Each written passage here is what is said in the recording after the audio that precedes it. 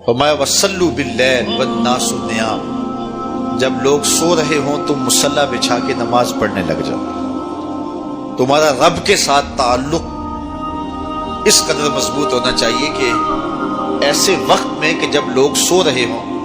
تو تم سجدہ ریز ہو جاؤ، تاکہ ریاکاری کا امکان بھی مسترد ہو جائے۔ تو یہ 4 کام جب تم کرو گے، رسول کریم نے ارشاد فرمایا تدخل الجنہ بالسلام، جنت میں سلامتی سے داخل ہو جاؤ۔ راستے کے جو مراحل ہیں، جنت کے اندر پہنچنے کے جو مراحل ہیں، وہ بھی سلامتی سے طے ہو جائیں گے۔ قبر بھی، حشر بھی، میزان بھی، پلزرات بھی، سارے مراحل آسانی سے طے ہوتے چلے جائیں گے اگر تم یہ 4 کام کر لو۔ ان 3 کاموں کا تعلق ہماری معاشرتی زندگی سے ہے، اور رات کی تنہائیوں میں مصلی بچھا کے نماز پڑھنا، اس کا تعلق جو ہے وہ ہماری نجی زندگی سے ہے، اور وہ جتنی تنہائی میں ہو اس قدر ہی اللہ کی رحمتیں زیادہ اترتی ہیں۔ دکھلاوے کی نمازیں اللہ قبول نہیں کرتا۔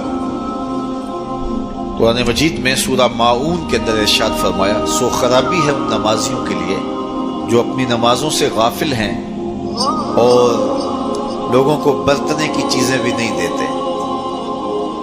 معمولی چیزیں جو ایک دوسرے کو ہم عاریتاً دے دیتے ہیں وہ بھی نہیں دیتے اور نماز پڑھتے ہیں۔ تو یہاں نماز کا ذکر موجود ہے، لیکن پہلے ہماری معاشرتی اصلاح ہونی چاہیے۔ ان 3 چیزوں کا خاص طور پہ ذکر کیا گیا کہ تم سلام کو پھیلاؤ، تم صلہ رحمی کرو، اور تم لوگوں کو کھانا کھلاؤ، بھوکوں کی اور پیاسوں کی مدد کرو، تو تمہارا رب تمہارے اوپر راضی ہوگا، اور پھر رات کی تنہائی میں تم اللہ کے حضور مصلی بچھا کے نوافل ادا کرو۔ ایک روایت میں آتا ہے کہ جب کوئی شخص رات کی تنہائی میں اٹھتا ہے اور اپنی بیوی کو اٹھاتا ہے، وہ نہیں اٹھتی، خیر یہ وضو کرنے چلا جاتا ہے تو واپس آتے ہوئے چلو میں تھوڑا سا پانی لے آتا ہے، اور پانی لے کر کے اس بیوی کے اوپر اس پانی کو چھڑکتا ہے تو وہ اس سے اٹھ جاتی ہے۔ تو یہ مصلی بچھا کے نوافل پڑھنے لگ جاتا ہے، اور وہ بھی اٹھ کے وضو کرتی ہے، اور پھر وہ آتی ہے تو یہ نوافل پڑھ رہا ہوتا ہے، چارپائی کی دوسری سمت مصلی بچھا کے وہ بھی نوافل پڑھنے لگ جاتی ہے۔ حدیث میں آتا ہے جب وہ دونوں نوافل پڑھنے لگ جاتے ہیں رب مسکراتا ہے، اپنی شان کے مطابق رب مسکراتا ہے کہ میرے بندے کس طرح مخلوق سے چھپ کے میرے حضور سجدہ ریز ہیں۔ تو راتوں کی تنہائیوں میں جب لوگ سوئے ہوئے ہوں تو اس وقت سجدے کا ویسے لطف بھی اپنا ہی ہوتا ہے، چونکہ کوئی دیکھ رہا ہو تو کئی طرح کی باتیں ذہن میں آئی جاتی ہیں، لیکن تنہائی ہو، اندھیرا ہو، کوئی دیکھ نہ رہا ہو تو پھر اس کا اپنا لطف ہوتا ہے،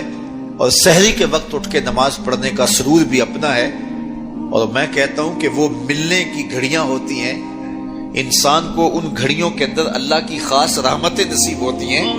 اور جو سحری کے سجدوں کا مزاج رکھتا ہے اللہ تعالیٰ اس کے من کے اندر روشنیاں ڈال دیتا ہے۔ اقبال کہتا ہے رومی ہو، رازی ہو، عطار ہو کہ غزالی،